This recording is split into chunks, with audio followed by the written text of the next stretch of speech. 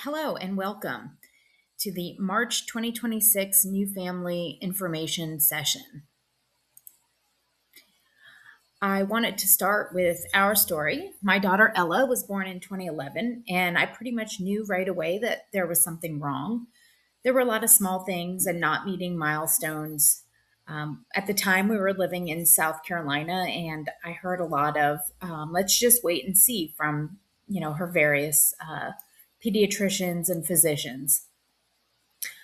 Um, After we moved to Florida, is when we got her diagnosis.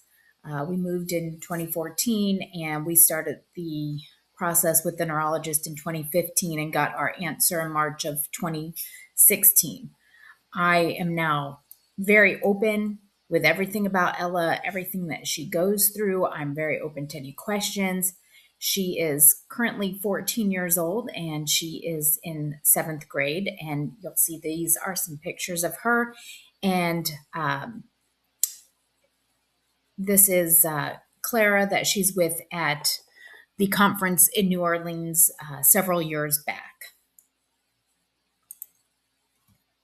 So, who we are a registered 501c3 nonprofit organization dedicated to those affected by a mutation of the USP7 gene, which is now called Hao-Fountain Syndrome.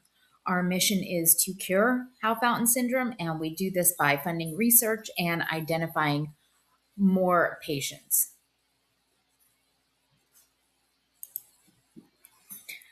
This is our team. We have our founders, Bo Bigelow and his wife, Kate McCran. Their daughter is Tess. Our executive director is Amber Freed. Amber is a rare disease mom as well. Her son, Maxwell, has SLC6A1. And then Courtney, Courtney, and myself are on the board of directors. So, what is Hao-Fountain Syndrome? Hao-Fountain Syndrome is a neurodevelopmental disorder caused by the mutation of the USP7 gene. Mutations can be point mutations or gene deletions. There are 4 essential steps for Hao-Fountain Syndrome families that we recommend doing as soon as possible. One is to join the USP7 Matrix registry. It is a HIPAA compliant, secure platform where you can upload your information, your genetic report. You can take surveys. This is helping to build our natural history study. 2, connect with Dr. Christian Schaff. You can do this by reaching out to Bo at bo.bigelow@usp7.org, and he will connect you with Dr. Schaff, who is the world's leading expert on Hao-Fountain Syndrome. 3, sharing your genetic report, either uploading it to Matrix or you can send it to Bo. It's super important for us to know the different variants, and this helps researchers who some of them are working on specific variants.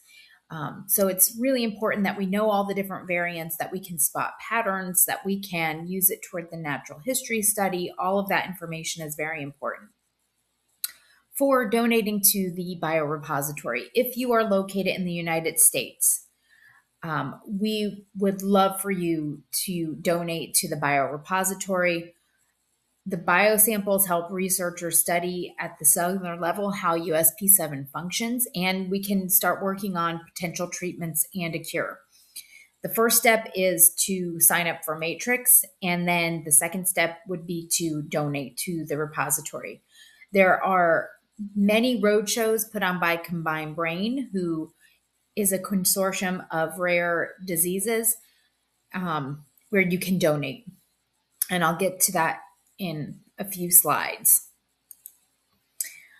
This is a little bit more about Matrix. Matrix has multiple surveys in it that you can fill out about your child. And then after you fill this out, you can see how your child compares to the rest of the population of Hao-Fountain Syndrome patients. So I've given this example. This is one that I cropped from Ella's couple years back. So it's not 100% accurate to how many people are on Matrix at this point, but it gives you the general idea of the question. It's about the brain and the nervous system. And our answer was yes. And we can see that there are 3 patients that said yes. So that would include Ella. And then all of the patients that do not have this symptom, there's 10. And then one is unsure. They've probably not had an MRI done at this point. So you can always see when you do these surveys how your child is comparing to the rest of the patient population, which is quite interesting. But Matrix also allows researchers to get this information, and it's de-identified. Nobody knows who is supplying the, answering the questions. They just see the results. So it's super helpful for research purposes and for our natural history study to have every family on Matrix, uploading their medical information, uploading their genetic report, and completing these surveys. The initial process, it is a little bit lengthy, but once you're on there, it becomes much easier. You'll update your surveys and get new surveys periodically. Very, very easy to do. And we will have some future demos on this that you can join and participate in if you want to learn more about signing up for Matrix. These are the Combined Brain 2026 roadshows. You can see there's many different areas across the country where you can register and take your child to a roadshow and have their sample collected. Some have more availability than others. It just depends on how many patients for these groups are going to be at them. Each one is a patient organization's conference where the biosamples are being collected. So the patient group always gets the priority. And then if there's other patient groups that want to donate, if they've signed up and gotten permission, they can go ahead and do so. We will be having one of these sessions at our conference in October.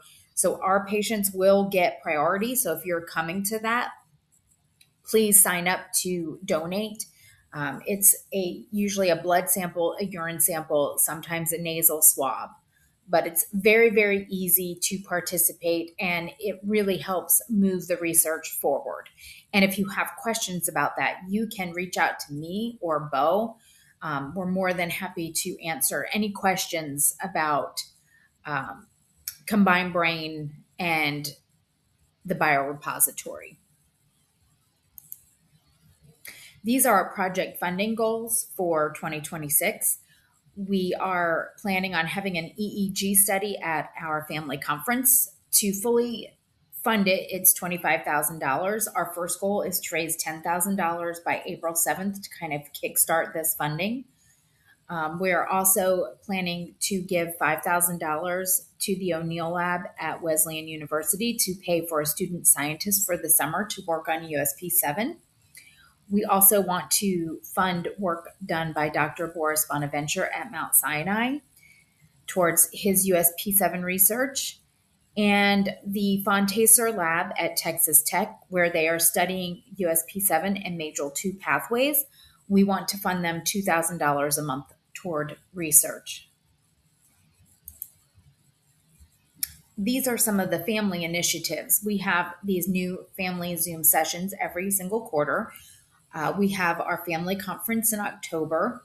We offer lunch and learn sessions throughout the year. We will publicize them on our social media. We'll put them in our private family Facebook group, and we'll also publicize them through email when they're available. And you can sign up to attend those. We have family Zoom support sessions. We don't have anything on the calendar right now. When we do, again, we'll publish it everywhere so families can see when there's going to be support sessions. And this is just a way for families from around the world to come onto a Zoom and chat and talk and get to know each other. Additionally, we have our private family Facebook group, and we have our YouTube channel. These are some ways that you can help. One is fundraising. You can fundraise through social media. You can link directly through our donation page. You can join and share the Hao-Fountain Hope Circle monthly giving. We offer peer-to-peer fundraising. We are going to be having an upcoming walk run for our Awareness Day on April 7th. You can sponsor our conference or solicit sponsorships for our conference to help offset all of the costs for that. And we also have Hao-Fountain Strong bracelets that are for sale. Those you can purchase through our website. And then two, spreading awareness, share your story. Sharing your story is the best way to spread awareness. Share it with your friends, your family, share our website, share our social media pages, and then share information with the foundation. Do you have a great neurologist or other specialist? We want to know. We're actively compiling information on physicians who help our kids so we can share with our community. For example, if you are, let's say, in Chicago and you have a great pediatric neurologist and you share it with us, we can then share that with other families who maybe live in the area and want to find a new neurologist, and they can start taking their children to someone who's really great for you. Additionally, we are collecting information specifically for our standard of care. We are compiling a group of providers, doctors, therapists, nurse practitioners, anybody in the medical profession that you can think of that might want to be a part of our standard of care. It's very, very important to have a standard of care published document, not just for physicians, but also for us as families, that we can print something out. And when we go to a new doctor, we can hand them this document that's written by professionals that gives information on the best practices for our kids, what tests they should have, what they should be looking for, what speech problems they might have, what their occupational therapy needs might be, if they need to have, growth hormone checked or an MRI or EEGs, all of these things that will be in there and will become our standard of care. We do have a form for that that you can nominate. And if you have questions about that, you can reach out to me, Becky at usp7.org. Make sure to save the date for our family conference, Philadelphia, October 9th and 10th. The registration should be open by the end of March. And of course, we always want to know how we can help you. So if you have things that you need, or if you're looking for resources on physicians or printables or anything like that, information about the foundation, you can just reach out to us and we are happy to help. We're also always open to suggestions and ideas. Thank you so much for joining us, and we hope that you have a wonderful day.